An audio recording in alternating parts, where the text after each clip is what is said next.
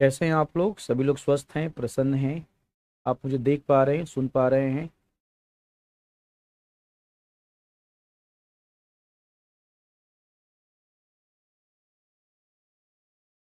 Good evening सभी को, very good evening. Very good evening.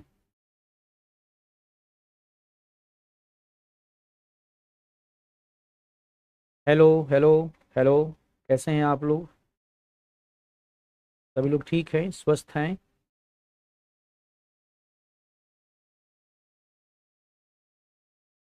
अरे टीचर की भी समस्या समझिए। आप लोग तो आके बोल देते हो, क्या कहते हैं कि आकर के आप लोग बोल देते हो कि सर ऐसे नहीं, ऐसे फालतू क्या बकवास चल रहा है। टीचर इंसान नहीं है क्या? टीचर की तबीयत खराब नहीं हो सकती है? टीचर को प्रॉब्लम नहीं हो सकता है? टीचर की तबीयत खराब नहीं हो सकती है? टीचर इंसान नहीं है क्या?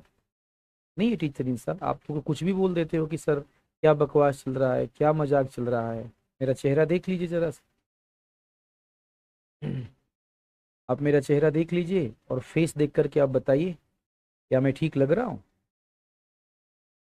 अगर ठीक लग रहा हूँ तो आप मुझे बताइए जरा सा। देख लीजिए आप लोग।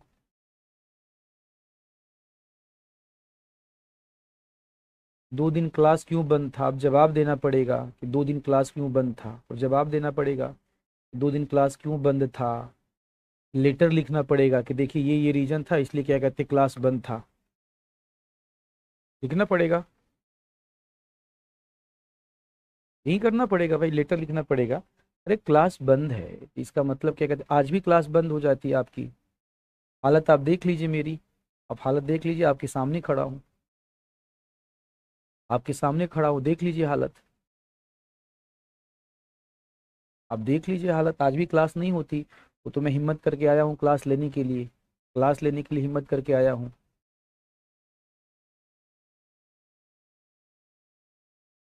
नोट्स सही डलवा दूंगा, डोंट वरी, क्या कहते हैं, नोट्स में सही डलवा दूंगा। प्रॉब्लम नहीं, क्या कहते हैं, नोट्स में क्या कहते हैं आपका सही डलवा दूंगा, उसके लिए परेशान नहीं होना है। ठीक है, चलिए करते हैं स्टार्ट हम लोग। इंडियन ज्योग्राफी के हम कुछ क्वेश्चन कर रहे थे।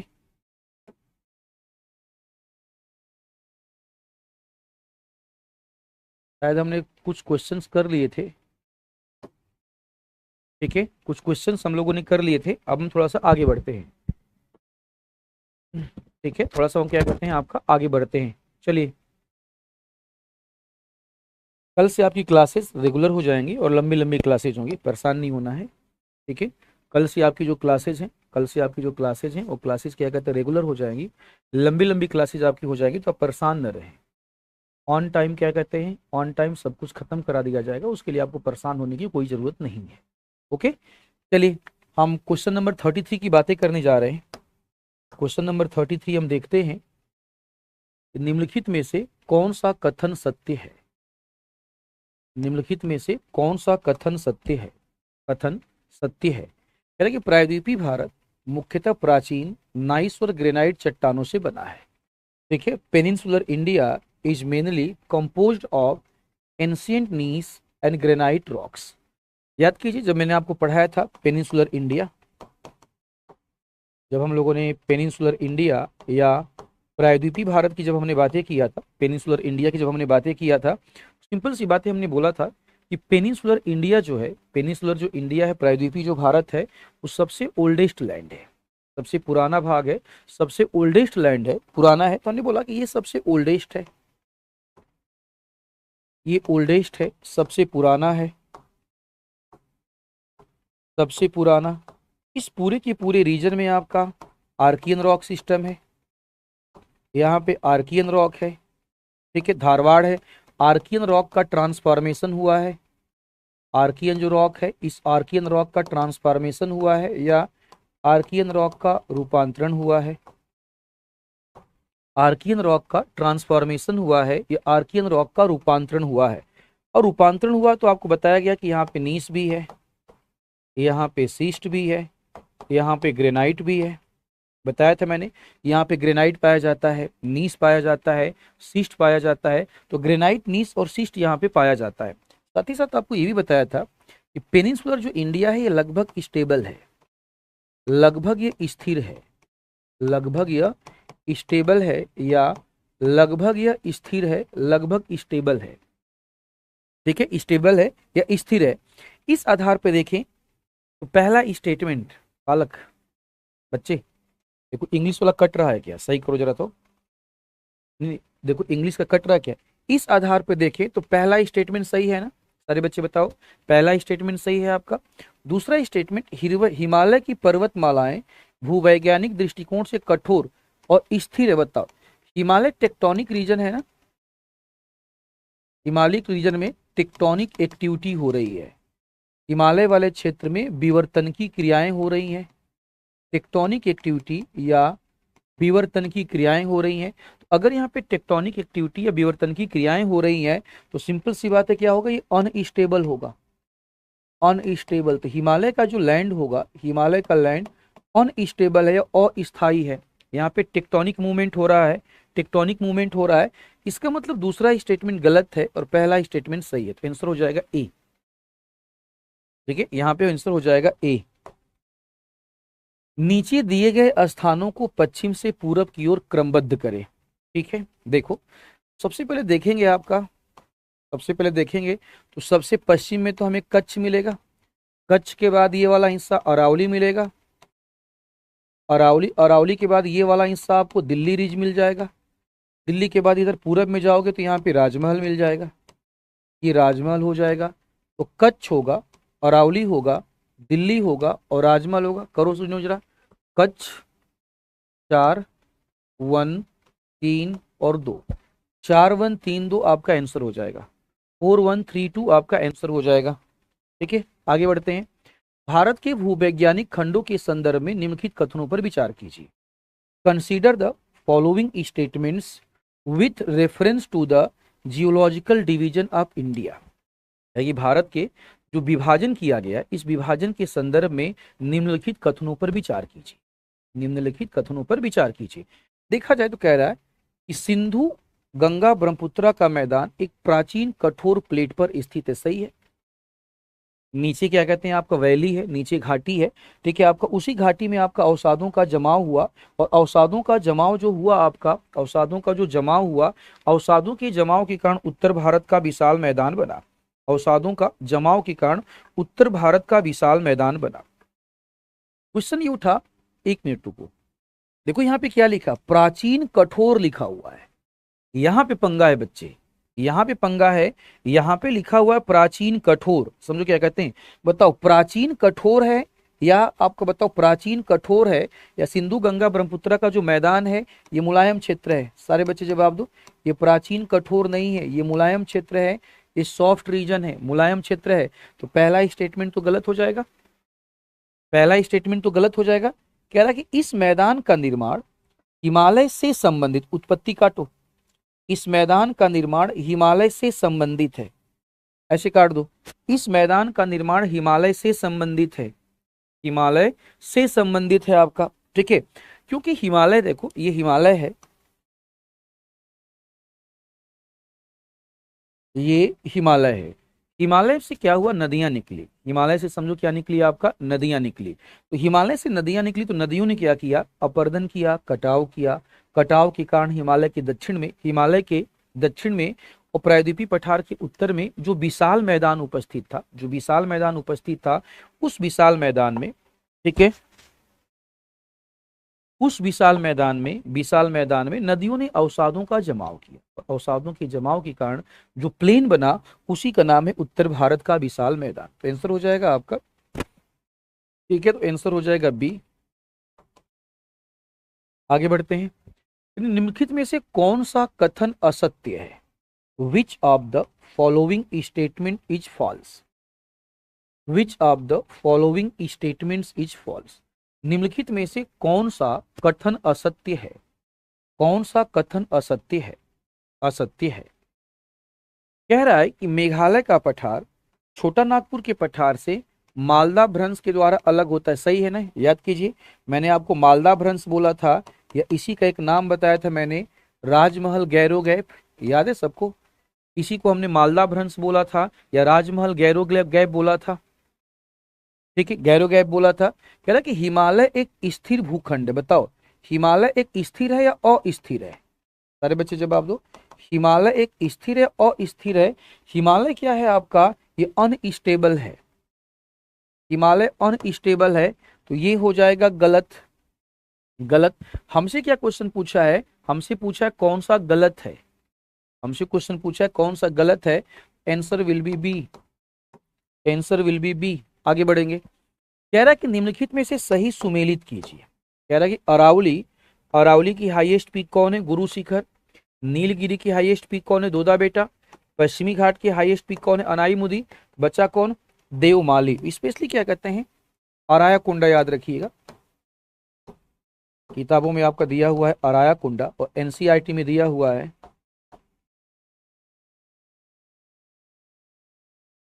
अराया कुंडा। ठीक है, अराया कुंडा। एनसीईआरटी में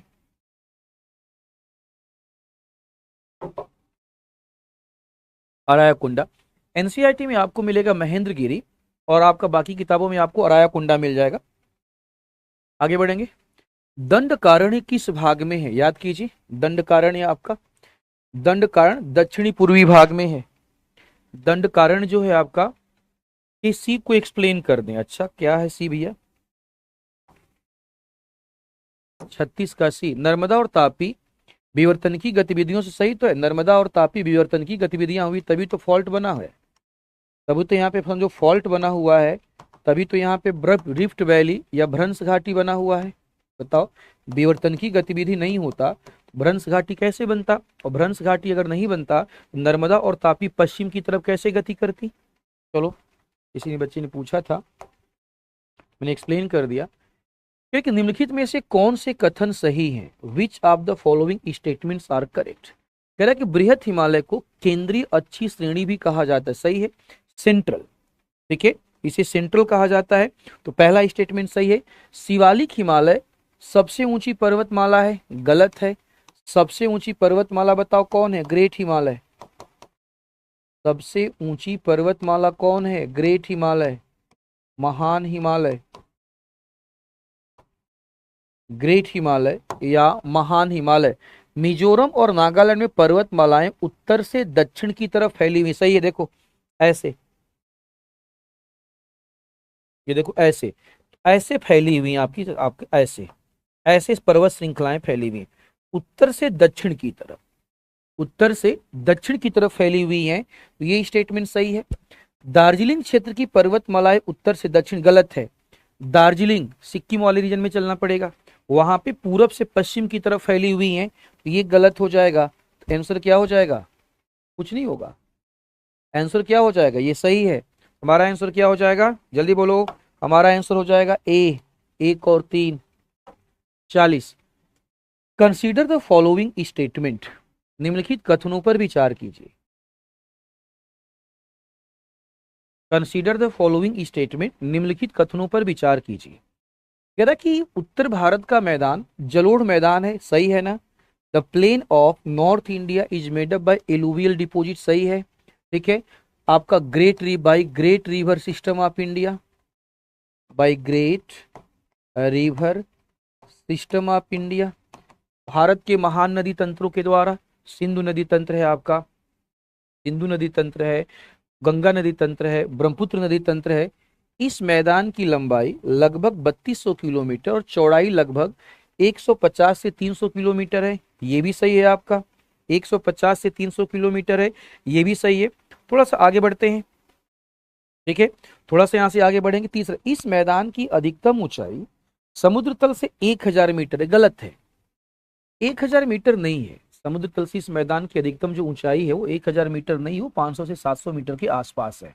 पश्चिम में इस मैदान की ऊंचाई ज्यादा है मेरे प्यारे बच्चे, पश्चिम में इस मैदान की ऊंचाई ज्यादा है, और पूरब में इस मैदान की ऊंचाई कम है। ठीक ना, पश्चिम में इस मैदान की ऊंचाई ज्यादा है, पूरब में इस मैदान की ऊंचाई कम है। तो आंसर क्या हो जाएगा, आंसर हो जाएगा 1 और 2, 1 और 2 हो जाएगा। आंसर हो जाएगा 1 और 2।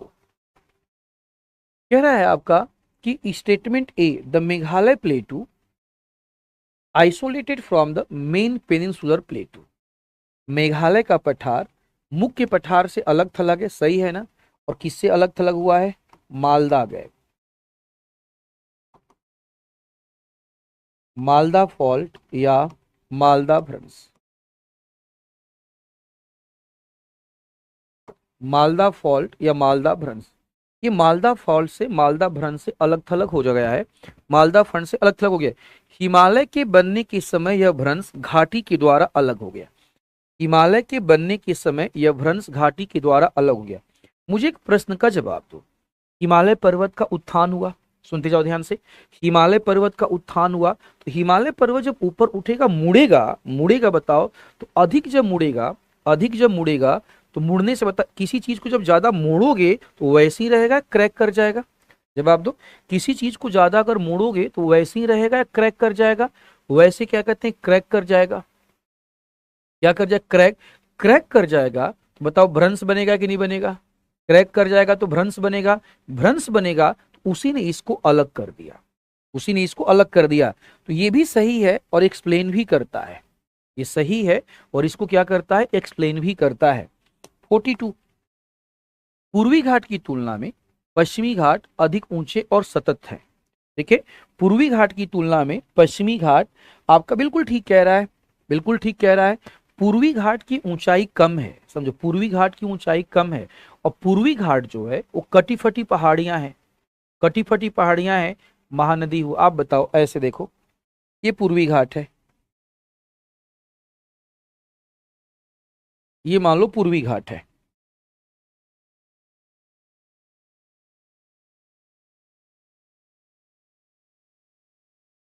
ये मान लो पूर्वी घाट है। अब महानदी है, गोदावरी है, कावेरी है, मुझे बताओ, ये सारी की सारी नदियां, समझो क्या कहते हैं, पीडीएफ में आंसर अगर गलत होगा तो उसे सही कर लीजिएगा। सारी की सारी क्या कहते हैं, नदियां बताओ पूरब से पश्चिम जाती हैं। अगर अगर ये नदियां बताओ पश्चिम से पूरब जा रही हैं, समझो, अगर ये नदियां पश्चिम से पूरब जा रही हैं तो बताओ पूर्वी घाट को ऐसे ही छोड़ेंगे या पूर्वी घाट को काटेंगी? जल्दी बताओ। पूर्वी घाट को काट देंगी, तो पूर्वी घाट को जब भी काट देंगी तो पूर्वी घाट ऐसे ही रहेगा, कटा फटा रहेगा? पूर्वी घाट ऐसा ही रहेगा या पूर्वी घाट कटा फटा रहेगा? क्या रहेगा बताइएगा? पूर्वी घाट समझो कटा फटा रहेगा। ठीक है, और ये सारी की सारी नदियां कहाँ से निकल रही हैं? ये सारी की सारी नदियां कहाँ से निकल रही हैं? ये सारी की सारी नदियां पश्चिमी घाट से निकल रही हैं। सारी की सारी जो नदियां हैं, सारी की सारी नदियां क्या हैं आपका, पश्चिमी घाट से निकल रही हैं। ठीक है, दोनों स्टेटमेंट यहाँ पे सही है, दोनों स्टेटमेंट यहाँ पे क्या है, दोनों स्टेटमेंट यहाँ पे सही है। 43, मिलान कीजिए। ठीक है, चलिए मिलान कर देते हैं। इलायची की पहाड़ियां केरल में है, बिल्कुल ठीक है। नीलगिरी तमिलनाडु और कर्नाटक की सीमा पे, सही है। राजमहल की पहाड़ी झारखंड की तरफ, जावेदी हिल्स तमिलनाडु। ये तो सारा मैच है बच्चे, ये तो सारा का सारा मैच है। 43 तो तुम्हारा सारा का सारा मैच है, 43 सारा का सारा मैच है। 44, भारतीय मरुस्थल के संबंध में निम्नलिखित कथनों पर विचार कीजिए। Consider the following statements regarding the Indian desert. ठीक है, ये अरावली के पहाड़ी के उत्तर पूरब में है। आप बताइएगा, जो भारत का विशाल मरुस्थल है, राजस्थान का मरुस्थल है, वो अरावली के पहाड़ी के उत्तर पूरब में या पश्चिम में है? जवाब दो। उत्तर पूरब में है या पश्चिम में है, मैं आपसे जानना चाहता हूं। राजमहल कोलकाता के पास है तो झारखंड से टच करता है, वह अधिकांश विस्तार झारखंड और पश्चिम बंगाल में, तो सही है। बताओ, आपका भारत का जो मरुस्थल है, भारत का जो मरुस्थल है, भारत का मरुस्थल अरावली के, बताओ उत्तर पूरब में है या अरावली के पश्चिम में है? कहां पर है? अरावली के पश्चिम में, तो पहला तो गलत हो गया। पहला स्टेटमेंट तो क्या होगा आपको, पहला स्टेटमेंट तो क्या हो जाएगा, गलत हो गया आपका। दूसरा, यहां पर आपका वार्षिक वर्षा 150 मिलीमीटर का मतलब 15 सेंटीमीटर, 150 मिलीमीटर का मतलब क्या हुआ, 15 सेंटीमीटर। तो दूसरा सही है आपका। देखो, दूसरे को हम सही मान सकते हैं, ध्यान समझो क्या कहते हैं आपको, दूसरे को हम क्या मान सकते हैं, आपका सही मान सकते हैं, दूसरे को हम सही मान सकते हैं। आगे बढ़े, जल्दी बोलो, आगे बढ़ा जाए। दूसरे स्टेटमेंट को सही मान सकते हैं क्योंकि यहाँ पे वर्षा बहुत कम होती है, 20 सेंटीमीटर, 25 सेंटीमीटर, 10 सेंटीमीटर, सही है, तो दूसरे को हम सही मान सकते हैं। आंसर हो जाएगा सी। भारतीय मरुस्थल, भारतीय मरुस्थल की प्लाया झीलों का जल खारा होता है। स्पेशली जो प्लाया झीलें होती हैं, प्लाया जो झीलें होती हैं, समझो प्लाया झीलें जो होती हैं, प्लाया झीलें वो मरुस्थल में पाई जाती हैं। प्लाया झीलें मरुस्थल में पाई जाती हैं। और मरुस्थल में पाई जाने वाली झीलें, समझो मरुस्थल में पाई जाने वाली झीलें जो होती हैं वो खारा होती हैं। तो पहला स्टेटमेंट तो सही है, कह रहा है कि इन प्लाया झीलों से नमक बनाया जाता है, ये भी सही है। अब बताओ व्याख्या करता है मरुस्थल में प्लाया झीलें का आपका खारी क्यों होती है। मरुस्थल में प्लाया झीलें इसलिए खारी होती हैं क्योंकि मरुस्थल में वाष्पीकरण ज्यादा होता है, रेत जमा होती है, तो वाष्पीकरण ज्यादा होगा, रेत अगर जमा होगा तो सिंपल सी बात है खारापन बढ़ेगा। स्टेटमेंट सही है, व्याख्या नहीं कर रहा है बालक, ये व्याख्या नहीं कर रहा है, ये व्याख्या नहीं कर रहा है। व्याख्या कैसे करेगा, नमक बनाने से क्या कहते हैं प्लाया झील नमकीन हो जाएगा। नमक बनाने से प्लाया झील नमकीन तो नहीं हो जाएगा ना भाई, प्लाया झील आपका नमक बनाने से नमकीन थोड़ी हो जाएगा। नमक है आपका इसमें खारी झील है इसलिए नमक बनाया जाता है, खारी झील है इसलिए नमक बनाया जाता है। ये प्लाया झीलें इसलिए खारी होती हैं क्योंकि वहां पे वाष्पीकरण ज्यादा होता है, रेत जमा होता है, धूल जमा होता है, और वहां पे कार्बोनेट की मात्रा होती है, ठीक है, कार्बोनेट की मात्रा होती है, ठीक है, इसलिए वो खारा जल है। तो स्टेटमेंट दोनों तो सही है बट व्याख्या नहीं करता, तो हम लोग इसको बी मान के चलेंगे, हम लोग इसको बी मान के चलेंगे। पीडीएफ आंसर कुछ भी दिया हुआ हो, ठीक है, पीडीएफ आंसर कुछ भी दिया हुआ हम लोग इसको बी मान के चलेंगे। चलो, अंडमान निकोबार द्वीप समूह की पर्वत चोटियों के संबंध में निम्नलिखित कथन पर विचार कीजिए। Consider the following statements regarding the mountain peaks of Andaman Nicobar island. Regarding the आपका mountain peaks of Andaman and Nicobar, question ये उठा, कह रहा है आपका कि सैडल पीक नॉर्थ अंडमान में, बिल्कुल ठीक है। सैडल जो पीक है ये हाईएस्ट पीक है, ये हाईएस्ट पीक है आपका जो कि नॉर्थ अंडमान में है, ये सबसे ऊंची चोटी है, सबसे ऊंची चोटी है। माउंट कोयोब की बातें करें, माउंट कोयोब की बातें करें तो माउंट कोयोब कहाँ पे है ये भी जान लो। आपका माउंट जो कोयोब है ये साउथ अंडमान में है, माउंट कोयोब ये साउथ अंडमान में है और इसकी ऊंचाई आपका 460 मीटर है। माउंट थुइलर ग्रेट निकोबार में है और ये निकोबार की सबसे ऊंची चोटी है। माउंट थुइलर जो है वो ग्रेट निकोबार में है और ये निकोबार की सबसे चोटी है, ऊंची चोटी है। तो ये तीनों स्टेटमेंट यहाँ पे सही है, ये तीनों के तीनों स्टेटमेंट यहाँ पे क्या है, सही है। आगे बढ़ेंगे, हिमालय की नदियों के संबंध में निम्नलिखित कथनों पर विचार करें। Consider the following statement regarding the Himalayan river. Consider the following statement regarding the Himalayan river, ठीक है। थोड़ा सा आगे बढ़ कह रहा है कि ये नदियां, अधिकतर नदियां, दे आर मोस्टली पेरिनियल, ये अधिकतम 12 मासी हैं। क्यों, हाँ बिल्कुल सही, क्योंकि क्योंकि ये हिमनद, हिमनद या ग्लेशियर से निकलती हैं।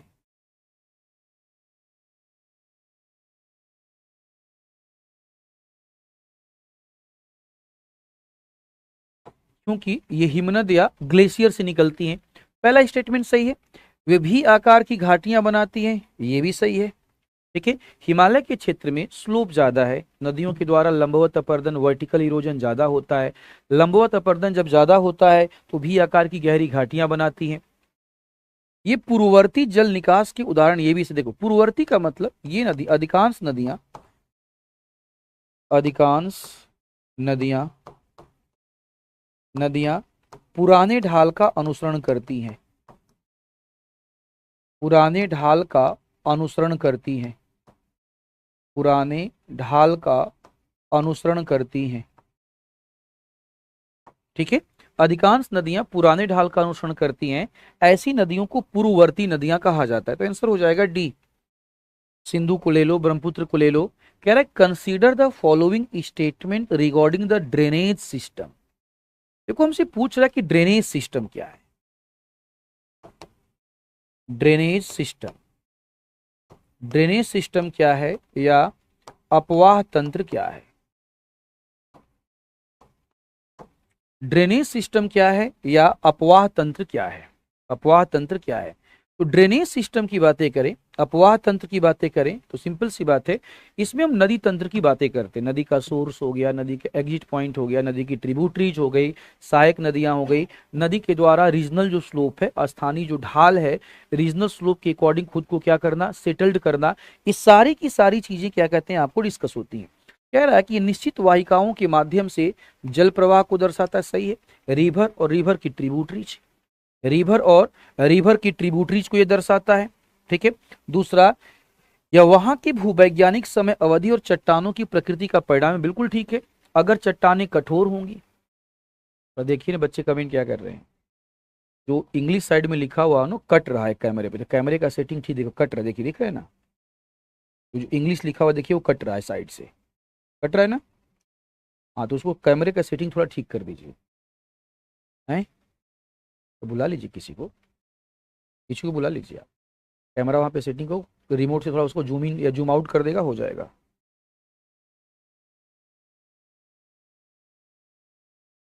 बुला लीजिए किसी को अगर कोई है तो।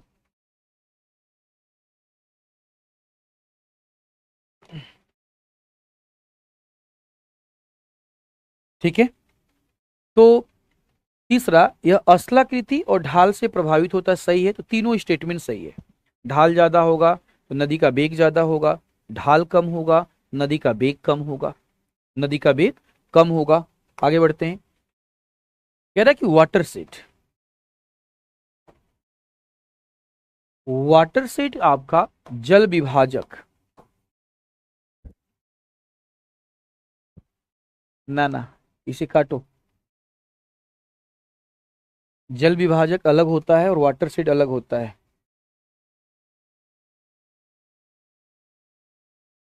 वाटर डिवाइडर करो इसे, जल विभाजक करो सारे बच्चे। जल विभाजक क्या है समझो, जल विभाजक का मतलब क्या होता है। जल विभाजक या वाटर डिवाइडर,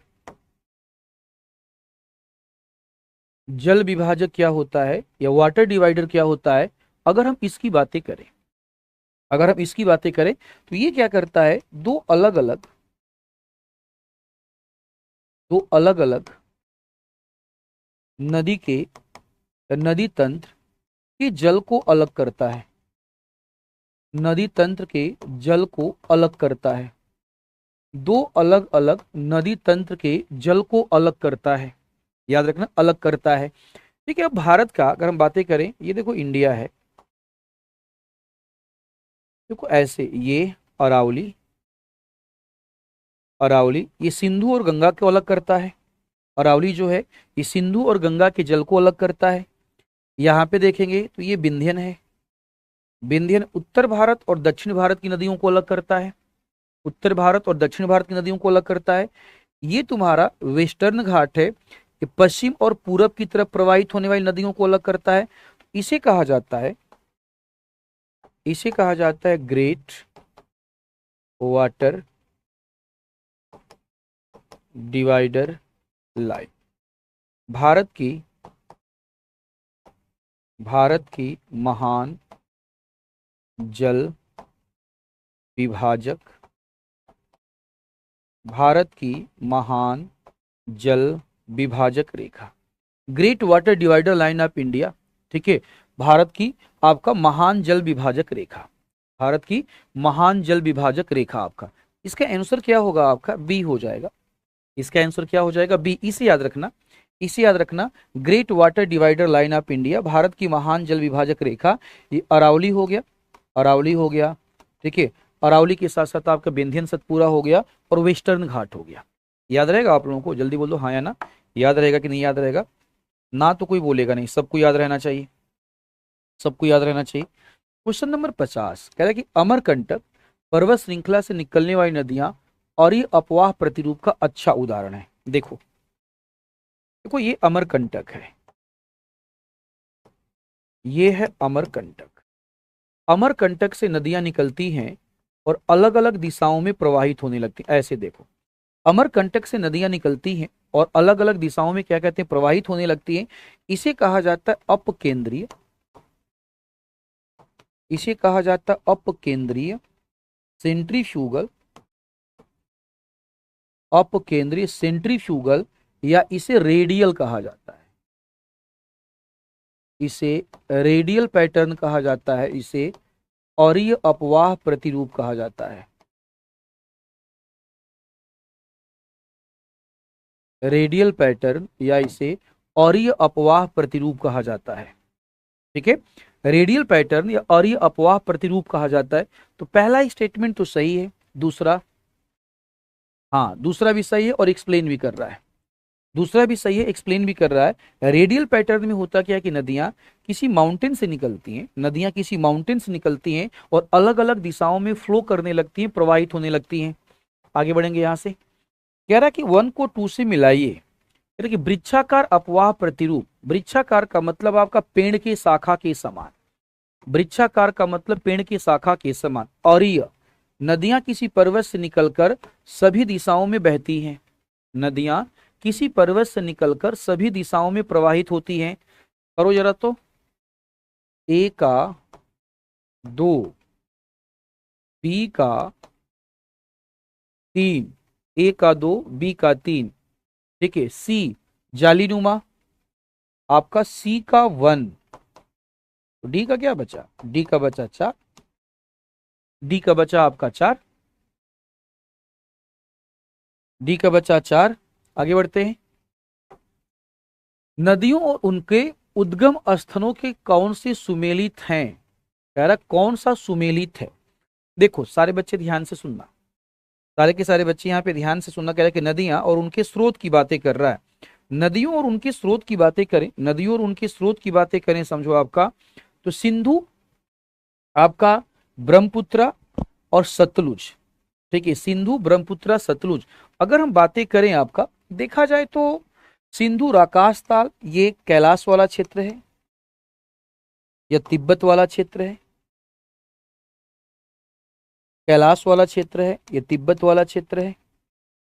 देखो ब्रह्मपुत्र जो है चिंगा युमा, आपको ब्रह्मपुत्र जो है चेमा युंगा युंगडुंग ग्लेशियर, ये पुराना हो चुका है, समझो ये पुराना हो चुका है, ये ओल्ड हो चुका है। न्यू क्या है, भारत सरकार ने, समझो क्या कहते हैं आपका, भारत सरकार ने आपका न्यू को बोला है आंगसी ग्लेशियर। तो आप आंगसी ग्लेशियर, ये भारत सरकार की वेबसाइट पर भी अपलोड है, याद रखना, ये भारत सरकार की वेबसाइट पर भी अपलोड है, अपलोड है। तो आप मान सकते हो कि चेमा युंगडुंग ग्लेशियर ठीक है, ठीक है, ठीक है आपका। लेकिन अगर आपसे क्वेश्चन पूछेगा तो आंगसी ग्लेशियर आप टिक कीजिएगा, अगर आपसे क्वेश्चन पूछता है तो आप क्या कीजिएगा, आंगसी ग्लेशियर टिक कीजिएगा। ठीक है, टिक कीजिएगा। डी ठीक है आपका यहाँ पे, तो आप आंगसी ग्लेशियर टिक कीजिएगा। चेमा युंगाडुंग अब पुराना हो चुका है, चेमा युंगाडुंग पुराना हो चुका है। ठीक है, आगे बढ़ते हैं। अगला, अगला कह रहा है कि नर्मदा और तापी दो बड़ी नदियां हैं जो प्रायद्वीपीय पठार की अधिकांश नदियों के विपरीत अपना जल अरब सागर में विसर्जित करती। बिल्कुल ठीक है, बिल्कुल ठीक है आपका, विसर्जित करती। क्यों, क्यों ऐसा होता है, क्योंकि ये रिफ्ट वैली में, क्योंकि ये रिफ्ट वैली में भ्रंश घाटी में बहती है, ये रिफ्ट वैली या भ्रंश घाटी में बहती है, समझ लो ना आपका, रिफ्ट वैली या भ्रंश घाटी में बहती है। प्रायद्वीपीय पठार की बड़ी नदियों का उद्गम स्थल पश्चिमी घाट है और ये नदियां बंगाल की खाड़ी में जल का विसर्जन करती, ये भी सही है। आप महानदी ले लो, आप महानदी ले लो, गोदावरी ले लो, कृष्णा ले लो, कावेरी ले लो, ये सारी की सारी जो नदियां हैं, ये सारी की सारी जो नदियां हैं वो पश्चिम से निकलती हैं और कहाँ जाती हैं, पूरब की तरफ जाती हैं। तो ये भी सही है, तो आंसर हो जाएगा बी, आंसर हो जाएगा आपका बी। सही है लेकिन व्याख्या नहीं करता। निम्नलिखित नदियों पर विचार करें, मुख्य नदी और युग्मों पर विचार करें, कौन सा सही सुमेलित है। देखो तुंगभद्रा कृष्णा की सहायक नदी है, मान लिया हमने। ठीक है, कोयना जो है, ये कोयना, ये कोयना भी कृष्णा की सहायक नदी है, कोयना जो है ये कृष्णा की सहायक नदी है, तो ये गलत हो गया। इंद्रावती, इंद्रावती की बातें करें, आप बताओ इंद्रावती की बातें करें तो इंद्रावती गोदावरी की सहायक नदी है, गोदावरी की सहायक नदी है।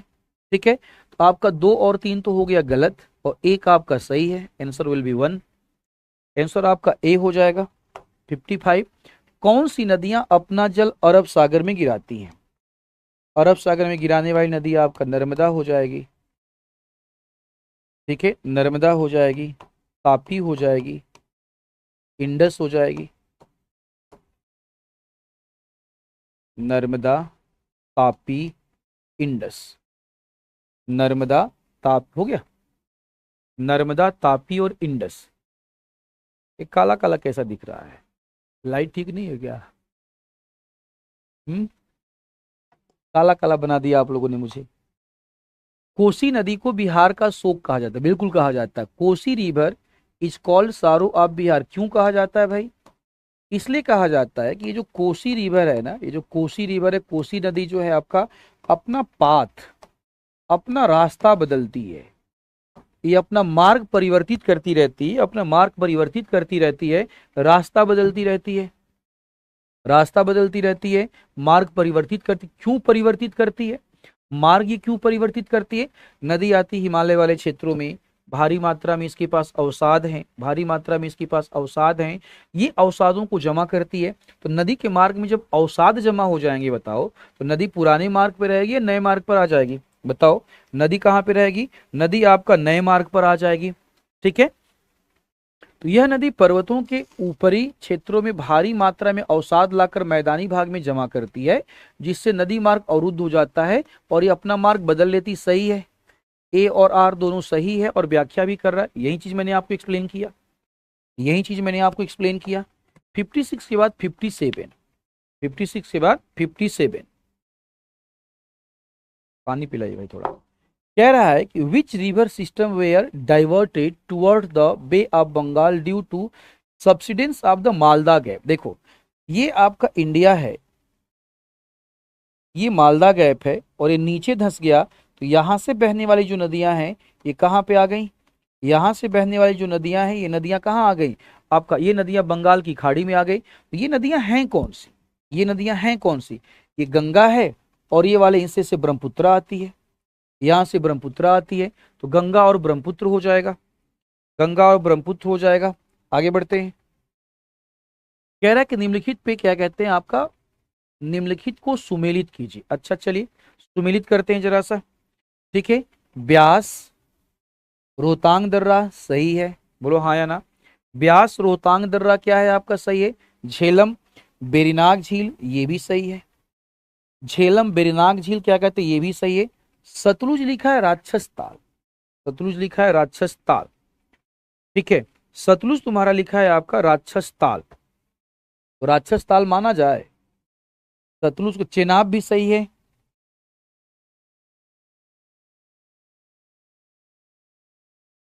एक minute, just a second, just a second. ठीक है, जस्ट ए सेकेंड। देखो यहाँ पे जो लिखा हुआ सतलुज का राक्षस ताल, राक्षस ताल मान लिया जाए क्या? बताओ जरा तो। सतलुज पे जो राक्षस ताल लिखा हुआ, राक्षस ताल माना जाए या मानसरोवर माना जाए? राक्षस ताल माना जाए या मानसरोवर? मानसरोवर मानते हैं इसे, इसे मानसरोवर मानते हैं, राक्षस ताल मानना ठीक नहीं है। क्या बोल रहे हो? इसे मानसरोवर मान लेते हैं, इसे मानसरोवर मान लेते हैं। राक्षस ताल मानना क्या कहते हैं आपका ठीक नहीं, मानसरोवर मान लेते हैं। या एक काम करते हैं, एक काम करते हैं, सतलुज को तिब्बत कर देते हैं। समझ रहे हो ना? सतलुज को क्या कर देते हैं आपका?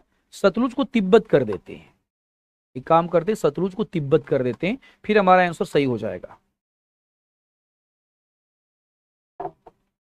चलो बढ़ते हैं आगे, आगे बढ़ेंगे। यहां से हमने सतलुज को तिब्बत कर दिया बेटा, सतलुज को हमने तिब्बत कर दिया आपका। हाँ, क्वेश्चन के अकॉर्डिंग ऑप्शन में वहीं जाएगा। क्वेश्चन के डिस्कशन कर रहे हैं तो भाई डिस्कशन में सही करना जरूरी है ना बालक। चलो, करें गंगा नदी के संबंध में निम्नलिखित कथनों पर विचार करें। भारत में गंगा के अपवाह की कुल लंबाई लगभग 3415 किलोमीटर है। हाँ, राकास मानसरोवर के पास में ही है, बिल्कुल पास में है, लेकिन एग्जैक्ट राकास नहीं है ना, एग्जैक्ट राकास तो है नहीं। क्या कहते हैं, एक बात बताओ, क्या कहते हैं, एक बात बताओ। तुम्हारा घर क्या कहते हैं, मान लो क्या कहते हैं मुंबई में तुम रहते हो और तुम्हारा घर अमिताभ बच्चन के पास हो जाएगा, क्या तुम्हें अमिताभ बच्चन मान लिया जाए? मान लिया जाए?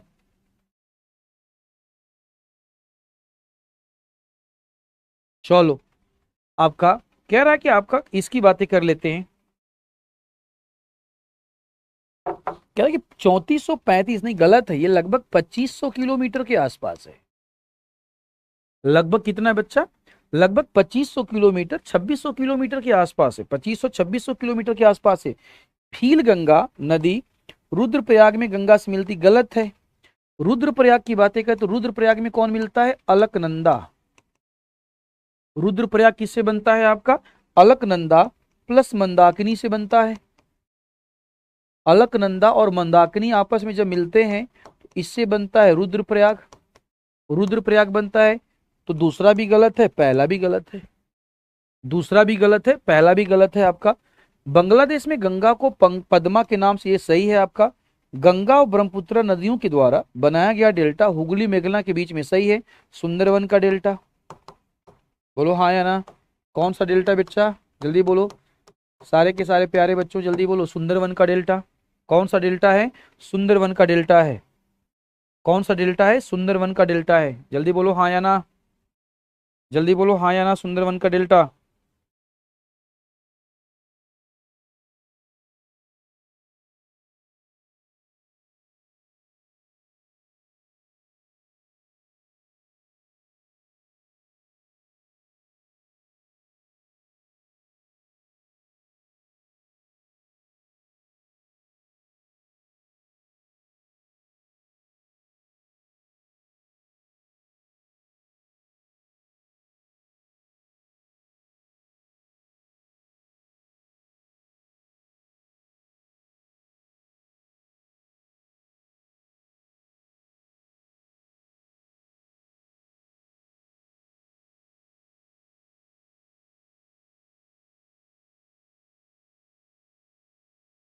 चलो आगे बढ़ते हैं, इसका आंसर टिक कर लें प्यारे बच्चे। अमरकंटक श्रेणी से निकलने वाली नर्मदा सोन किस प्रकार का अपवाह प्रतिरोध, अभी तो हमने चर्चा किया एरियल, सॉरी रेडियल, रेडियल या ऑरिय, अभी चर्चा किया ना हमने, रेडियल या ऑरिय। आगे बढ़ते हैं, निम्नलिखित कथनों पर विचार करो। कर लें विचार, देवियों और देवताओं, अगर आप लोगों की आज्ञा हो तो विचार कर लिया जाए। सिंधु नदी का उद्गम तिब्बत क्षेत्र में कैलाश श्रेणी में बोखरचू के निकट एक हिमनद से होता है, सही है? जल्दी बोलो हाँ या ना। पहला स्टेटमेंट सही है आपका। ये कैलाश आपका तिब्बत वाला रीजन है, आपका कैलाश वाला जो क्षेत्र है वहीं पर होता है। तिब्बत में सिंधु नदी को सिंघी खंबान, सही है आपका। तिब्बत में सिंधु नदी को सिंघी खंबान या शेरमुख के नाम से जाना जाता है। देखिए भारत में हिमालय की नदियों में सबसे पूर्वी, गलत है, सबसे पूर्वी या पश्चिमी बताओ? ये सबसे पूर्वी या सबसे पश्चिमी होगा? कहाँ होगा? सारे बच्चे जवाब दो। सबसे पूर्वी, देखो कट रहा है इंग्लिश वाला। सबसे पूर्वी होगा या सबसे पश्चिमी होगा? सबसे पश्चिमी होगा। आंसर हो जाएगा 1 और 2, टिक कर लेना। सतलुज एक पूर्ववर्ती नदी है, 62। सतलुज एक पूर्ववर्ती नदी है, सही है। पूर्ववर्ती नदी का मतलब प्राचीन ढाल का अनुसरण करती है, तो सतलुज जो है, सतलुज, हाँ ठीक है। सतलुज एक पूर्ववर्ती नदी, पहला स्टेटमेंट सही है। यह हिमालय पर्वत श्रेणी में सिपकीला से बहती हुई पंजाब के मैदान में प्रवेश करती है और भाखरा नांगल परियोजना से नहर तंत्र का पोषण करती है, ये भी सही है। ठीक है, दोनों स्टेटमेंट सही है। लेकिन पूर्ववर्ती नदी क्यों है बताओ जरा तो? पूर्ववर्ती नदी क्यों है? क्योंकि यह पुराने ढाल का अनुसरण करती है।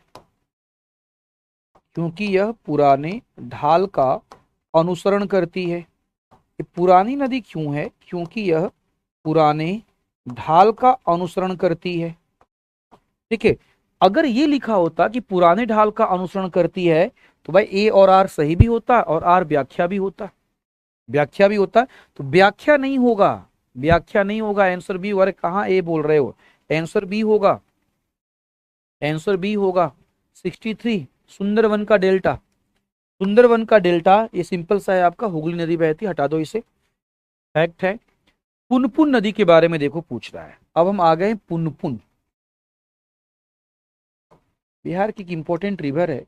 देखिए पुनपुन रिवर, अगर पुनपुन रिवर के सोर्स की बातें करें तो ये आपका पठारी भाग से निकलता है, सही है आपका। ये झारखंड का पठारी भाग है, झारखंड के पठारी भाग से निकलती है। यह आपका औरंगाबाद, यह औरंगाबाद जिले से या जिले में बिहार में प्रवेश करती है, समझो। औरंगाबाद जिले से बिहार में प्रवेश करती है। ये जो नदी है, ये नदी क्या कहते हैं? पटना में, कि पटना के फतुहा में गंगा से मिलती है। समझो, पटना के फतुहा से गंगा से मिलती है। ठीक है, मुरहर हो गया, मुरहर है, दरगाह है, ये इसकी ट्रिब्यूटरी, छोटी छोटी सहायक नदियां हैं, ये इसकी ट्रिब्यूटरी है। ये इसकी क्या है, आपका ट्रिब्यूटरी है। तो पहला स्टेटमेंट तो देखो सही है, पहला स्टेटमेंट तो सही है, दूसरा गलत, तीसरा गलत, चौथा सही। ठीक है, चौथा सही। तो हमारा आंसर हो जाएगा 1 और 4। हमारा आंसर क्या हो जाएगा, 1 और 4। आगे बढ़ते हैं। काराकोरम क्षेत्र में किस नदी को मृत्यु का नदी, इसका नाम है श्योक रिवर। श्योक नाम है इसलिए इसको मृत्यु का नदी कहते हैं। ये ऊंची नीची पहाड़ियों से चलती है, ऊंची नीची पहाड़ियों से चलती है, इसलिए वेग ज्यादा होता है, इसलिए इसका वेग ज्यादा होता है, इसलिए इसको श्योक नदी के नाम से जाना जाता है। आगे बढ़ेंगे। कथन पर विचार कीजिए। कह रहे कि देवप्रयाग में भागीरथी अलकनंदा, बिल्कुल ठीक है, भागीरथी और अलकनंदा देवप्रयाग में आकर आपस में मिलती हैं और गंगा कहलाती है। अलकनंदा नदी का स्रोत बद्रीनाथ है, ये भी सही है, जल्दी बोलो। अलकनंदा जो नदी है इसका स्रोत बद्रीनाथ है, ये भी सही है। अलकनंदा धौली और विष्णु गंगा धाराओं से मिलकर जोशी मठ में मिलती, ये भी सही है। तीनों के तीनों स्टेटमेंट सही हैं, तीनों के तीनों स्टेटमेंट सही हैं, तो आंसर डी होगा। आगे बढ़ते हैं। तिरुचिरापल्ली एक ऐतिहासिक शहर किस नदी के तट पर स्थित है और पल्लवों के हाथों में गिरने से पहले किस प्रारंभिक आपका राजवंश का गढ़ था। ठीक है, ये चोल का गढ़ था, ये चोल का था, चोल राजा थे। और आप जानते हो कि जब हम चोला की बातें करेंगे, चोल की बातें करेंगे, तो कावेरी की बात करनी पड़ेगी। जल्दी बताओ, जब हम चोल की बातें करेंगे, चोला की बातें करेंगे आपका, तो कावेरी की बातें करनी पड़ेगी। हाँ या ना, जल्दी बोलो हाँ या ना। आंसर हो जाएगा टी, बी हो जाएगा आंसर। कौन सा कथन सही है आपका, विचार करो, चलो करो विचार आपका। कह रहे कि सोन गंगा या सोन नदी गंगा, बिल्कुल देखो ऐसे ये गंगा जाती है और ऐसे देखो सोन जाती, ये सोन है, तो सोन हो गई राइट हैंड साइड की सहायक नदी। रामगंगा, गोमती, घाघरा, गंडक, कोसी, महानंदा इधर से आके मिलती हैं, ऐसे ये आकर मिलती हैं, तो ये हो जाएगा लेफ्ट हैंड साइड का सहायक नदी। ठीक है, कह रहा है कि सागर द्वीप के निकट गंगा अंततः बंगाल की खाड़ी में गिर जाती है, सही है, तीनों स्टेटमेंट सही है बच्चे, तीनों के तीनों स्टेटमेंट यहाँ पे क्या है, सही हैं, तीनों स्टेटमेंट सही हैं, तो answer will be D. Brahmaputra नदी के संदर्भ में निम्नलिखित कथनों पर विचार करें। Consider the following statement with reference to the Brahmaputra river. इसका उद्गम कैलाश पर्वत श्रेणी में मानसरोवर झील के नीचे चेमा युंगा डुंग हिमनद है, सही मान लिया जाए। वैसे अब तो आंगसी हो गया है ना, इसको सही मानते, पुराने के हिसाब से दिया गया तो सही आंगसी है, अब तो आंगसी हो गया है। तिब्बत में इसे सांगपो के नाम जाना जाता है, ये भी सही है। तिब्बत में इसको किस नाम से जानते हैं, सांगपो के नाम से जानते हैं आपका। तिब्बत के रागा सांगपो इसके बाएं नहीं दाएं तट की है, बाएं नहीं दाएं तट की सहायक नदी है। ठीक है, तो डी गलत हो जाएगा, आंसर होगा ए और 1 और 2। 70 प्रायद्वीपीय अपवाह तंत्र हिमालयी अपवाह तंत्र से पुराना है, बिल्कुल ठीक है। प्रायद्वीपीय जो भारत है सबसे पुराना लैंड है, तो वहां से निकलने वाली जो नदियां होंगी बताओ नई होंगी या पुरानी होंगी, सारे बच्चे जवाब दो। प्रायद्वीपीय जो भारत है वो पुराना है, प्रायद्वीपीय भारत अगर पुराना है तो प्रायद्वीपीय भारत से निकलने वाली जो नदियां होंगी बालक, वो नई होंगी या पुरानी होंगी, पुरानी होंगी। प्रायद्वीपीय नदियां सामान्यतः विसर्प नहीं बनाती, ये भी सही है आपका। ठीक है, ये भी सही है आपका। विसर्प का मतलब ऐसे, ये ऐसे ऐसे विसर्प नहीं बनाती क्योंकि प्रायद्वीपीय भारत में पठार है, पठार है। उसके बाद नर्मदा और तापी नदियां 12 मासी नहीं है, गलत है, बताओ। नर्मदा और तापी नदियां बताओ 12 मासी है ना जी, पूरे की पूरे साल बताओ पानी प्रवाहित होता है, पूरे की पूरे साल पानी प्रवाहित होता है, ये गलत हो जाएगा, आंसर होगा 1 और 2। आगे बढ़ते हैं। क्वेश्चन नंबर 71 कह रहा है कि रेणुका झील और नाको झील हिमाचल प्रदेश में, बिल्कुल ठीक है। हिमाचल प्रदेश में अगर हम जाएंगे, समझो क्या कहते हैं, हिमाचल प्रदेश में अगर हम जाएंगे तो रेणुका और आपका नाको झील मिलेंगे। जोग प्रपात सारावती नदी पर है, ये भी सही है। धुआंधार जलप्रपात केवल अपनी ऊंचाई के लिए प्रसिद्ध है, न कि संगमरमर की चट्टानों, गलत है। मैंने पढ़ाया था कि जलप्रपात में, धुआंधार जलप्रपात की बातें करेंगे तो ये जबलपुर में, ये जबलपुर में संगमरमर, जबलपुर में इस संगमरमर की चट्टानों, देखिए जबलपुर में संगमरमर की चट्टानों पे बना हुआ है, ये गलत हो जाएगा। आंसर होगा ए 72। निम्नलिखित में से किस जलप्रपात को लोकप्रिय रूप से भारत का नियाग्रा जलप्रपात कहा जाता है? ठीक है, तो भारत का नियाग्रा जलप्रपात कहा जाता है चित्रकूट जलप्रपात को। भारत का ये फैक्ट है, नियाग्रा फॉल कहा जाता है चित्रकूट वाटरफॉल को। ध्यान समझो, चित्रकूट वाटरफॉल को कहा जाता है। आंसर टिक कर लेना। निम्नलिखित में से कौन सा युग्म जलप्रपात और उसके संदर्भ में सटीक नहीं है? हमसे पूछ रहा है, समझो सटीक नहीं। चित्रकूट बस्तर जिला सही है। नोहार नोह काली काई जलप्रपात चेरापूंजी के पास, ये भी सही है। धुआंधार जलप्रपात आपका जबलपुर के पास, ये भी सही। अथीरपल्ली जलप्रपात ये केरल में है। समझो, अथीरपल्ली जलप्रपात जो है ये केरल में है। अथीरपल्ली जलप्रपात केरल में है आपका। और रिवर का नाम है चालाकूडी, छोटी सी नदी है, बहुत बड़ी नदी नहीं है।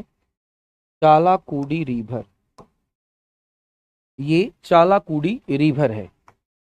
एलिफेंटा जलप्रपात आपका किस राज्य में है? समझो सिंपल क्वेश्चन है आपका। एलिफेंटा जलप्रपात की बातें करेंगे तो ये शिलोंग में है, ये शिलोंग में है। और बताओ शिलोंग कहां पर है? मेघालय। शिलोंग कहां बैठा हुआ है आपका? मेघालय।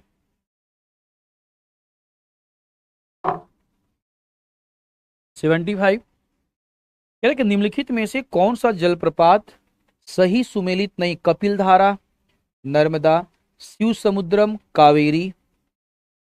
देखिए ये भी सही है, शरावती कावेरी की सहायक नदी है, याद रखना। पलारुवी जलप्रपात, पलारुवी जलप्रपात समझो आपका। पलारुवी जलप्रपात की बातें करें तो ये केरल में है।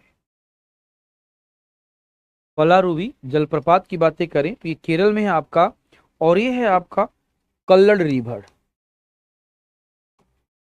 कल्लड़ रिवर है, ये है कल्लड़ रिवर। ठीक है, आगे बढ़ेंगे यहां से। भारत में झीलों के वर्गीकरण और विशेषताओं के संदर्भ में निम्नलिखित कथनों पर विचार करें। ठीक है, चलिए करते हैं। आक्सबो लेक, देखो आक्सबो लेक कौन बनाता है? रिवर बनाती है।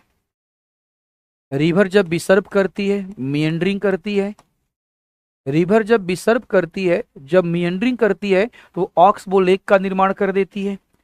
ठीक है, क्रेटर झीलें विशेष रूप से टेक्टोनिक, देखो क्रेटर जो झीलें हैं वोल्केनिक लेक होती हैं। क्रेटर जो लेक है ये वोल्केनिक लेक होती है या ज्वालामुखी से निर्मित होती हैं, ज्वालामुखी से निर्मित हो जाएंगी, उल्कापिंड के टक्कर से निर्मित हो जाएंगी। तो क्रेटर जो लेक है ये वोल्केनिक लेक है, ये ज्वालामुखी से निर्मित होती हैं। ठीक है, तो दो गलत हो जाएगा। भारत की सभी कृत्रिम झीलें मुख्य रूप से जल विद्युत उत्पादन के उद्देश्य से बनाई गई हैं। तीसरा स्टेटमेंट की हम बातें करते हैं, समझो तीसरा स्टेटमेंट की बातें करते हैं, क्योंकि भारत की सभी कृत्रिम झीलें मुख्य रूप से जल, नहीं ऐसा कुछ नहीं है। ठीक है, जल विद्युत मुख्य रूप से केवल जल विद्युत के लिए नहीं, ऐसा हो सकता है वो रामसर साइट हो, ऐसा भी हो सकता है कि सिंचाई उसका उद्देश्य हो, ऐसा भी हो सकता है कि जल संग्रहण उसका उद्देश्य हो। ठीक है, ऐसा भी हो सकता है आपका कि रेन वाटर हार्वेस्टिंग उसका उद्देश्य हो, ऐसा हो सकता है, ऐसा हो सकता है। तो ये भी गलत हो जाएगा, तो हमारा आंसर होगा ए 77। वुलर झील भारत की सबसे बड़ी मीठे पानी की झील है, जम्मू कश्मीर में। ठीक है, यह झील मुख्य रूप से झेलम नदी के द्वारा पोषित होती है और टेक्टोनिक गतिविधि के द्वारा बनाई गई थी, जो इसके आकार और विशेषता की आकार और मीठे पानी की विशेषता में योगदान करती हैं। 77 की बातें करें, कह रहा है पहला स्टेटमेंट देखो सही है, कह रहा है यह झील मुख्य रूप से झेलम नदी के द्वारा पोषित होती है, यहां तक ये सही है। और टेक्टोनिक गतिविधि के द्वारा बनाई गई, देखो हुआ क्या था, जम्मू कश्मीर के इस रीजन की अगर हम बातें करें, समझो इस रीजन की अगर हम बातें करें, दो बातें हुई थी, सुनते जाना, दो बातें हुई थी आपका। इस रीजन में जो नदियां प्रवाहित हो रही थी, सुनते जाना, इस रीजन में नदियां प्रवाहित होती हैं, आप जानते हो कई सारी नदियां प्रवाहित होती हैं, आपका सिंधु है, सतलुज है, नंबर ऑफ रिवर्स फ्लो करती हैं। हुआ क्या था, इस रीजन में टेक्टोनिक हलचल, हिमालय का रीजन है तो टेक्टोनिक मूवमेंट होगा ही होगा, टेक्टोनिक मूवमेंट हुआ था। सुनते चलो ध्यान से। टेक्टोनिक मूवमेंट के कारण यहाँ पे धंसाव हुआ था, ठीक है, कहीं धंसाव हुआ और कहीं समझो यहाँ पे उत्थान हुआ। सुनते चलना, कहीं धंसाव हुआ कहीं उत्थान हुआ। तो जहां पे उत्थान हुआ वहां पे जल जमाव हुआ। सुनते जाओ, जहां पे उत्थान हुआ नदियों का वहां पे जल जमाव हो गया और वहां पे समझो बना करेवा। सुनते चलना ध्यान से, उस रीजन में करेवा का निर्माण हुआ। करेवा जो कि आज का केसर की खेती के लिए जाना जाता है और आपका सरोवरी निक्षेप है, वहां पे हिमनद का निक्षेप है, करेवा हुआ आपका। जहां पे धंसाव हुआ, समझो धंसाव हुआ, वहां पर एक विवर्तन की झील बनी, विवर्तन की झील बनी और इस विवर्तन की झील में नदी के द्वारा पानी जमा किया गया, नदी के द्वारा पानी झील जमा किया गया। यही झील आपका, इसको बूलर माना जाता है। तो स्पेशली बूलर झील टेक्टोनिक लेक है, टेक्टोनिक लेक है, इस बात को याद रखना, ठीक है। तो इस आधार पर देखें तो ए और आर सही है और इसका व्याख्या भी करता है।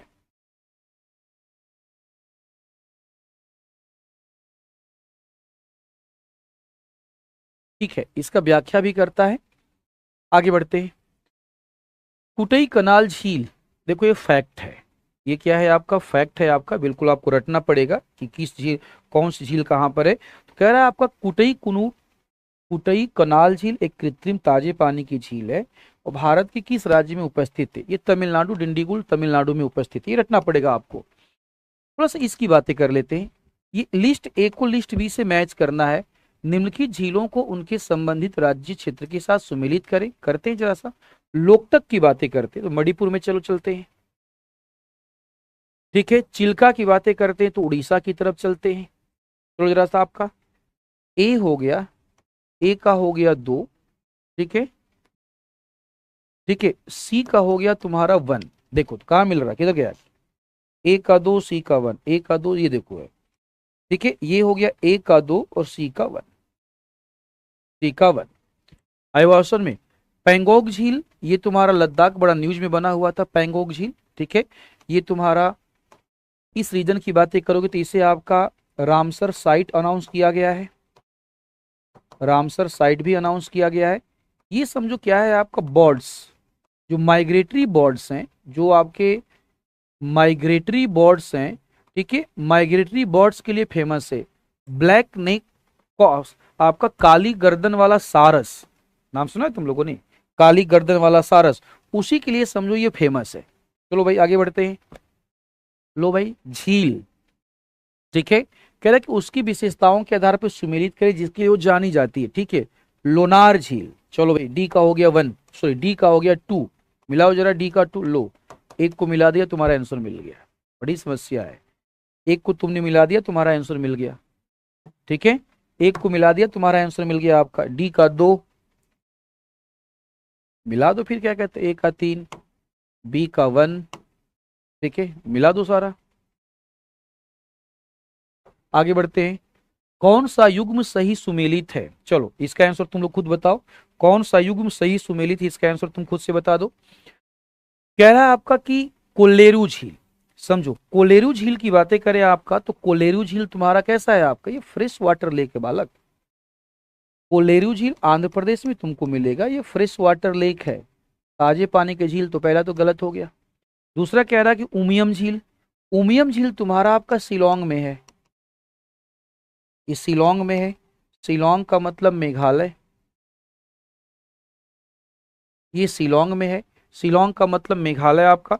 अगला है तुम्हारा चंद्रताल झील, अभी तुमने देखा चंद्रताल झील को हमने हिमाचल बोला था, चंद्रताल और रेणुका हिमाचल। दीपोर बील झील तुम्हारा ये असम में। क्या पूछा अभी, कौन सा सुमिलित है, चलो गुरु दोंगमार झील, ये भी देखो क्या है, फैक्ट है, ये भी तुम्हारा क्या है, फैक्ट है आपका, ये फैक्ट है, इसको तुम्हें याद करना पड़ेगा, ये फैक्ट है। आगे बढ़ते हैं।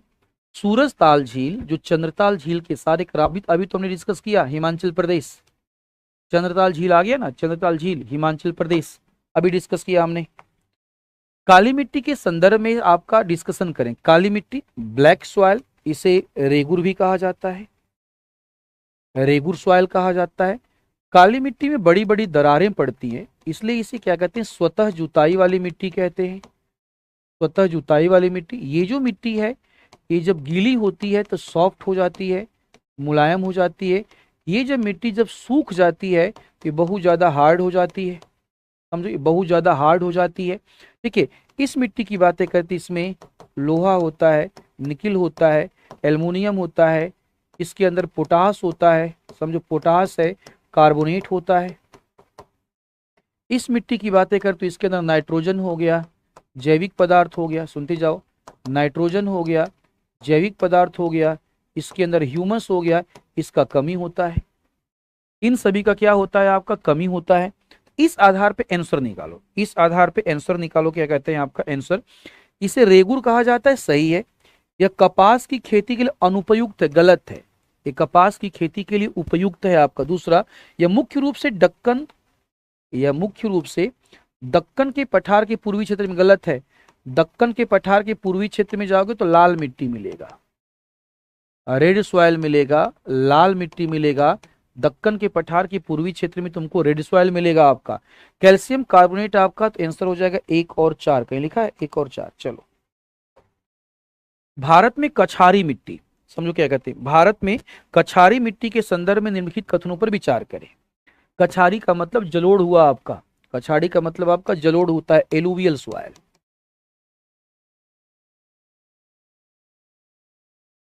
कछारी का मतलब जलोढ़ होता है, एलुवियल सॉइल होता है। यह आपका 43% भाग पर देखो है, तो ये 46 कवर करता है, लेकिन 46 हम तब लेंगे जब क्या कहते हैं पूर्वी तटीय मैदान को भी ले लेंगे। तो हम पूर्वी तटीय मैदान को ले लेंगे तब हम ले लेंगे। आप तो 43% हम इसे सही ही मान लेते हैं, सही मान लेते हैं इसे। यह मुख्य रूप से गंगा ब्रह्मपुत्र उनकी सहायक नदियों, ये भी सही है। या गेहूं धान गन्ना दालों जैसी फसलों उपयुक्त नहीं है, गलत है। इसी में तो होता है गेहूं चावल गन्ना, आप गन्ना सब्जी, ठीक है, ये होता है। तो आपका 1 और 2 मान लेते हैं, 1 और 2 मान लेते हैं। जलोढ़ मिट्टी के संदर्भ में निम्नलिखित में से खादर, देखो खादर, खादर का मतलब न्यू एलुवियल सॉइल है, हमने पढ़ाया हुआ है। खादर का मतलब न्यू एलुवियल सॉइल, नई मिट्टी है। बांगर का मतलब पुरानी मिट्टी है, पुरानी मिट्टी है या ओल्ड एलुवियल सॉइल है। बांगर आपका ओल्ड है और खादर तुम्हारा क्या है, आपका न्यू है। चलो जाइए चलते हैं। खादर,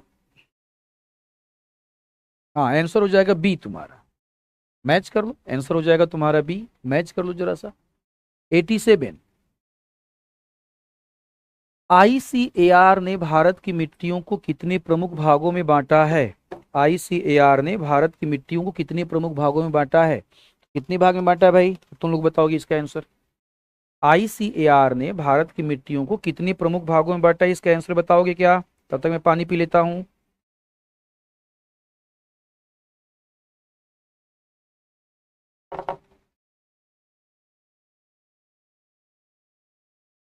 पानी पी ले। देखो, है तो 8 भाग में, बांटा तो 8 ही भाग में गया है, बांटा तो 8 ही भाग में गया है। 10 भाग तुम बना दो, बात अलग है। बांटा तो 8 ही भाग में गया है, 8 ही भाग में बांटा गया है। आगे, लाल पीली मिट्टी के संदर्भ में निम्नलिखित कथनों पर विचार करें। लाल पीली मिट्टी के संदर्भ में निम्नलिखित कथनों पर विचार करें। इसका रंग लाल आयरन के कारण होता है, सही है आपका। जब ये जल अवशोषित करती है, जब अवशोषित करती है तो इसका रंग पीला हो जाता है, ये भी सही है। इसका सर्वाधिक विस्तार गंगा ब्रह्मपुत्र के मैदान में, गलत है। गंगा ब्रह्मपुत्र के मैदान में तो जलोढ़ मिट्टी है, गंगा ब्रह्मपुत्र के मैदान में जलोढ़ मिट्टी है, आंसर हो जाएगा सी। आगे बढ़ते हैं। मिट्टी के कणों के आकार के संबंध में निम्नलिखित कथनों पर विचार करें, निम्नलिखित कथनों पर विचार करें। कह रहा है आपका गाद के कण मृतिका, मृतिका का मतलब क्ले होता है बेटा, और क्ले होता है, क्ले के कण सबसे छोटे होते हैं। क्ले जो होता है, क्ले के कण सबसे छोटे होते हैं, याद रखना। तो सबसे पहले बजरी होती है, देखो बजरी, रेत, समझो आपका गाद और क्ले, ऐसे देखो इस आकार के आधार पे बजरी हुआ, रेत हुआ, गाद हुआ और क्ले हुआ। महीन बालू के कण स्पर्श में चिकने होते हैं, सही है। मृतिका में देखो क्ले है, पार्टिकल बहुत महीन होते हैं। तो पार्टिकल बताओ जब महीन होंगे तो जल धारण करने की क्षमता ज्यादा होगी या कम होगी, जल्दी बोलो। पार्टिकल जब महीन होंगे तो जल धारण करने की क्षमता ज्यादा होगी या कम होगी, जल धारण करने की क्षमता आपके ज्यादा होगी, आंसर हो जाएगा डी। भारतीय मृदाओं में किस सूक्ष्म तत्व की सर्वाधिक आपका कमी है? कह रहा है कि भारतीय मृदा में किस सूक्ष्म तत्व की सर्वाधिक कमी है? जस्ता, जस्ता का सबसे ज्यादा कमी है। जस्ता। अच्छा 89 का बी होगा। 89 का बी क्यों होगा भैया? हाँ 89 का बी क्यों होगा? पहला सही तो है, क्या दिक्कत है भैया? 89 का बी क्यों होगा? पहला सही तो है। अरे ये क्या निकल गया? चलो, जस्ता की कमी के संदर्भ में निम्नलिखित कथनों पर विचार करें। कह रहा कि भारतीय मृदाओं में सबसे कम मात्रा में पाए जाने वाला पोषक तत्व है, अभी हमने चर्चा किया, अभी हमने चर्चा किया। इसकी कमी से पौधों की वृद्धि धीमी हो सकती है, ये भी सही है, ये भी सही है। तांबा की कमी भारतीय मिट्टियों में जस्ता की कमी से अधिक सामान्य, गलत है। जस्ता की कमी सामान्य है, तांबा की कमी सामान्य नहीं है। आंसर होगा 1 और 2। 92। काली मिट्टी के संदर्भ में आपका स्वतः कृषि मिट्टी की अवधारणा के बारे में निम्नलिखित कथनों पर विचार करें। सूखने पर गहरी दरारें विकसित हो जाती हैं, सही है, मैंने अभी आपको पढ़ाया कि सूखने पर गहरी दरारें विकसित हो जाती है। किसानों को इस मिट्टी में कम जुताई करने की आवश्यकता होती है, क्यों? क्योंकि वायु प्रवेश कर जाएगा, वायु प्रवेश कर जाएगा आपका। स्वतः कृषि मिट्टी का अर्थ है कि मिट्टी सभी प्रकार की फसलों के लिए उपयुक्त है, गलत है। स्वतः कृषि का मतलब होता है आपका कि ये मिट्टी अपना स्वतः जुताई करती है, ये मिट्टी अपना स्वतः जुताई करती है, मिट्टी अपना स्वतः जुताई करती है आपका। तो आंसर हो जाएगा 1 और 2। चलो 93। मृदा का वैज्ञानिक अध्ययन क्या कहलाता है? पेडोलॉजी। मृदा का वैज्ञानिक अध्ययन क्या कहलाता है? पेडोलॉजी कहलाता है। आगे, चाय के बागानों में निम्नलिखित में से कौन सी मिट्टी सबसे उपयुक्त है? बताओ, चाय के बागानों के लिए आपका कौन सी मिट्टी उपयुक्त होती है? आपका सारे बच्चे जवाब देंगे। चाय के बागानों के लिए एसिडिक सॉइल, एसिडिक सॉइल, ठीक है। किस प्रकार के क्षेत्रों में प्राकृतिक रूप से अम्लीय मिट्टी पाई जाती है जो चाय के बागानों के लिए आपका पाई जाती है? सिंपल सी बात है, कहाँ पे? जहां पे वर्षा ज्यादा हो रही है। चाय के बागानों के लिए जहां पे वर्षा ज्यादा हो रही है, जहां पे वर्षा ज्यादा हो रही है, तो उच्च वर्षा वाले क्षेत्र। 96। मखराला, मखराला स्पेशली लेटराइट हो, देखो क्या लिखा हुआ है, मखराला, मखराला स्पेशली लेटराइट से मिलती जुलती है, समझ रहे हो ना? आपका मखराला के बात कर रहा है आपका। इसका निर्माण अत्यधिक वर्षा वाले क्षेत्रों में निच्छालन की क्रिया से होता है, सही है। स्पेशली लेटेराइट मिट्टी की बातें कर रहा है, लेटेराइट सॉइल की बातें कर रहा है यह। ऑक्सीजन की कमी में जैविक पदार्थ ऑक्सीकृत होते हैं, सही है। यह अम्लीय मिट्टी होती है और इसमें नाइट्रोजन तथा पोटाश जैसे पोषक तत्वों की कमी होती है, सही है। 96। 96 आपका तीनों स्टेटमेंट सही होगा बच्चे। 97। निच्छालन और इसके द्वारा कौन सी मिट्टी बनती है? अभी हमने चर्चा किया, मखराला बनती है। 98। क्षेत्रफल के आधार पर भारतीय मिट्टियों के अवरोही क्रम के संबंध में कितनों विचार करें। जलोढ़ मिट्टी का विस्तार काली मिट्टी से कम है, बताओ गलत या सही? सारे बच्चे जवाब दो, गलत या सही? जलोढ़ मिट्टी का विस्तार काली मिट्टी से कम है या ज्यादा है? हाँ जी, कम है या ज्यादा है? तो पहला तो गलत हो गया, तो काटो जरा, ये काटो, ये काटो। लाल मिट्टी का विस्तार काली मिट्टी से अधिक है, सही है। लाल मिट्टी का विस्तार काली मिट्टी से अधिक है, सही है। लेटेराइट मिट्टी भारत में सबसे कम क्षेत्र वाली प्रमुख मिट्टी है, सही है, सही है आपका। तो 98 का क्या हो जाएगा बोलो? 98 का सी हो जाएगा क्या? 98 का सी हो जाएगा। चलो, मृदा अपरदन क्या है? मृदा अपरदन का मतलब होता है मृदा के ऊपरी परत से, मृदा के ऊपरी परत से मिट्टी का हटना, मृदा के ऊपरी परत से मिट्टी का हटना, ठीक है। आपका मिट्टी का हटना, तो क्या बोलोगे? ऊपरी परत से मिट्टी का हटना। 99। कौन सा क्षेत्र भारत में गली अपरदन? देखो, गली अपरदन का मतलब बीहड़ का निर्माण, नाम सुना है ना? सारे बच्चे जवाब दो, बीहड़ का निर्माण। बीहड़ के निर्माण की बातें करेंगे आपका, यमुना हो गई। बीहड़ के निर्माण के लिए चंबल जानी जाती है, चंबल जानी जाती है। और ये स्पेशली आपका मध्य प्रदेश का जो इलाका है, मध्य प्रदेश का आपका मुरैना, समझो, मध्य प्रदेश का मुरैना जो इलाका है, मध्य प्रदेश का जो मुरैना इलाका है, मुरैना इलाका है, उस इलाके में क्या होता है, बीहड़ ज्यादा पाए जाते हैं। मध्य प्रदेश की मुरैना में बीहड़ ज्यादा पाए जाते हैं, तो आंसर हो जाएगा डी। हमारा आंसर क्या हो जाएगा, हमारा आंसर हो जाएगा बालक डी। देखो तो क्या है कि आज तबीयत थोड़ी खराब थी, फिर भी मैंने यहाँ पर क्लास ले लिया। कल से हो सकता है कि लंबी लंबी क्लासेस लूंगा। कल हो सकता है कि 2.5 घंटे का क्लास हो, 3 घंटे का क्लास हो, समझ रहे हैं ना आप लोग। कल हो सकता है आपका 2.5 घंटे का क्लास हो, आपका 3 घंटे का क्लास हो। इसे माइंड में आप सेट करके बैठिए कि कल आपका 2.5 घंटे और 3 घंटे का क्लास होगा। 95 एक बार देख लें, क्या है 95 में भैया, क्या है, ठीक तो है, क्या दिक्कत है आपका, सही तो है, सही है आपका। उच्च वर्षा वाला जब आप क्षारीय लवण लीचिंग के द्वारा हट जाएंगे, और क्षारीय लवण जब हट जाएगा तो अम्लीय आ जाएगा, अम्लीय आ जाएगा, सही तो है, क्या दिक्कत है। और आपका चाय के लिए समझो, चाय के लिए आपका उच्च वर्षा चाहिए, चाय के लिए उच्च वर्षा चाहिए, बिना आपका ज्यादा वर्षा नहीं हो तो चाय की फसल का उत्पादन नहीं होगा। ठीक है, तो चलिए आज की क्लास यहीं पे कंप्लीट करते हैं। थैंक यू वेरी मच, अपना ध्यान रखिए, अपना ख्याल रखिए, खूब अच्छे से पढ़ाई कीजिए। Love you all. अब सही बच्चों को ढेर सारा प्यार।